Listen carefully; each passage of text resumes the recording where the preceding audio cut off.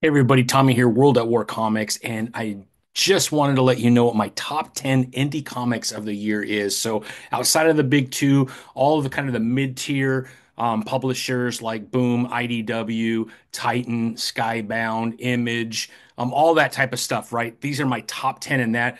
This is probably the most difficult decisions to make just because there is so much good stuff on the indie scene. I think indie has really carried comics this year. Obviously, we have a couple really good titles in both the big two, but man, indie has come through with some amazing titles. So I hope you're enjoying all your indie comics as well. But without further ado, here is my top 10 indie comics. And before I let you go, please remember our Kickstarter has 11 more days to go. We could really use your support. Kingsville issue number three, issue three of a four-part arc. And I think you're going to really enjoy this. We're calling this You Don't Have Enemies If They're Dead. Don't miss this one. It's going to be a banger. All right, everybody, here is my top 10 on the indie comics.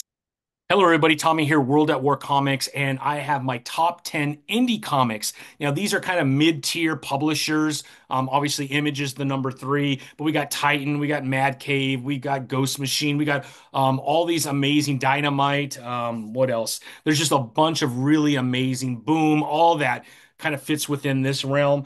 So I'm going to give you my top 10. And this was really hard. I could literally switch out the bottom five with another five probably and still be fairly happy with that list. But this is what I came up with. Again, is really difficult because I read a lot of comics. I have a lot of comics that I buy on a weekly basis, and it's really hard to just pick 10 for 2024. I feel more confident with my top five than I do my bottom five. But either way, I've made my decision. Here it goes. Let me know in the comments what you think. But starting with number 10, I'm going with Dick Tracy. This is Alex Segura. This is Mike Marici on writing duties. But Dick Tracy has been an absolute blast. I am absolutely loving it. What a fun take on Dick Tracy.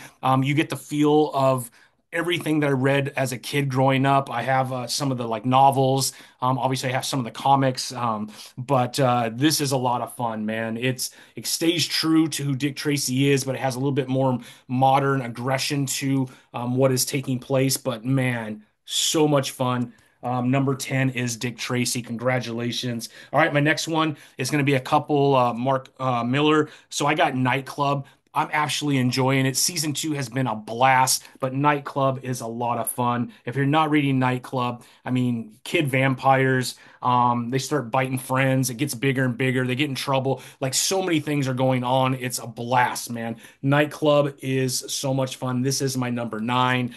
We got Juan and Ramirez on art, Mark Miller on writing dues, at least for season one, that's what it was. But Mark Miller, one of my favorite writers of all time, is killing it. And with that said, I got Nemesis as my number eight.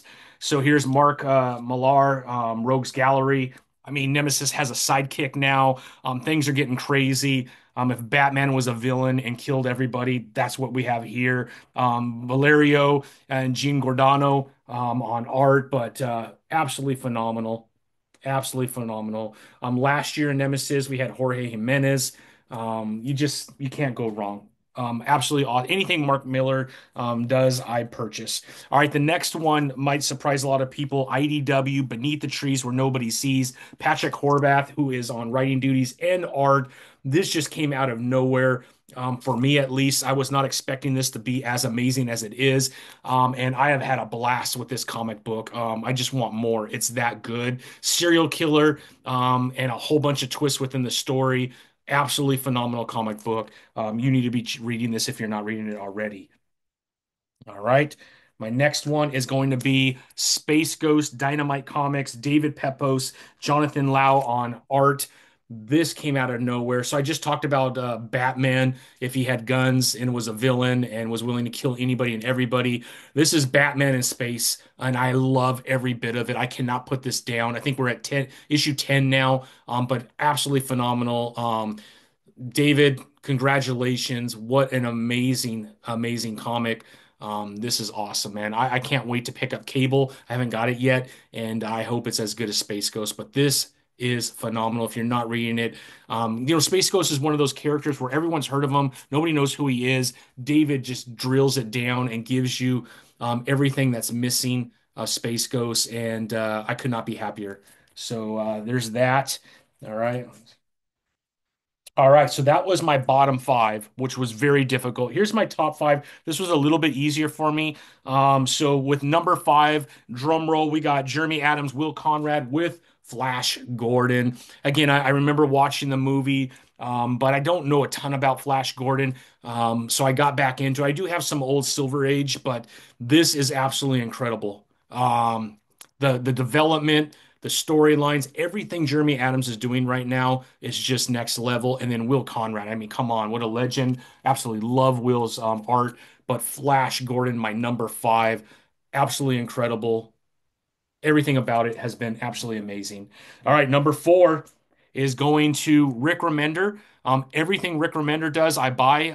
He doesn't let me down. I love everything that he's doing. So we have the Sacrificers, Max Fiumara on art, but what a twist and turn. We have the first season of Sacrificers, I'll call it, a first arc, and you're like tearing up, you're just sad, and then the next six just goes in another direction. We're on 13 right now. Sacrificers has been amazing. So if you're not reading that, you're making a huge mistake. All right, now we're getting into the top three. My next one, and this was hard because everything Skybound is doing right now should be in everybody's top 10. But I put Transformers with Daniel Warren Johnson at the first arc. He did the art, but this was absolutely incredible. I cannot put this down. It gives me such warm and fuzzy vibes from growing up as a kid. It's everything that you want in a comic book: action, heart. The art is incredible, but yeah, Daniel Warren Johnson, one of my favorite creators. Yeah, just doesn't let me down. Everything he does is phenomenal. But Transformers, you should be reading that if you're not. All right, my top two. Here we go. Anybody know what it might be?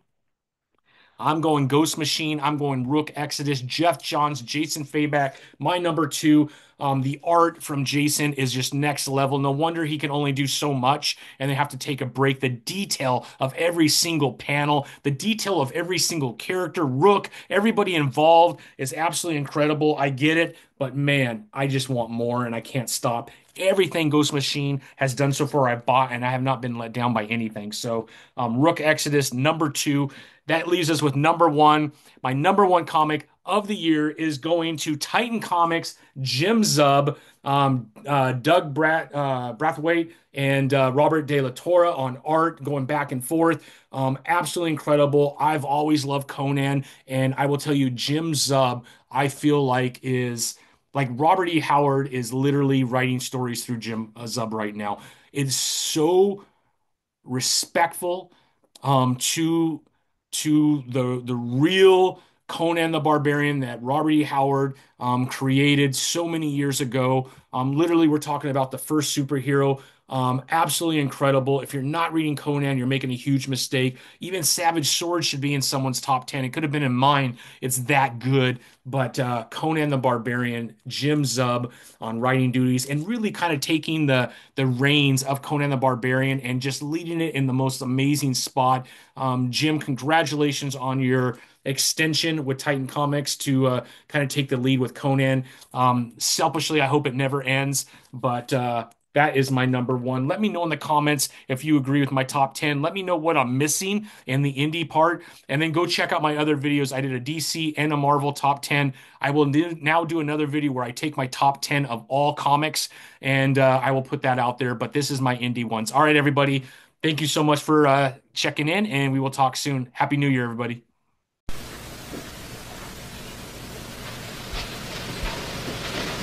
You're still here? It's over. Go home. Go.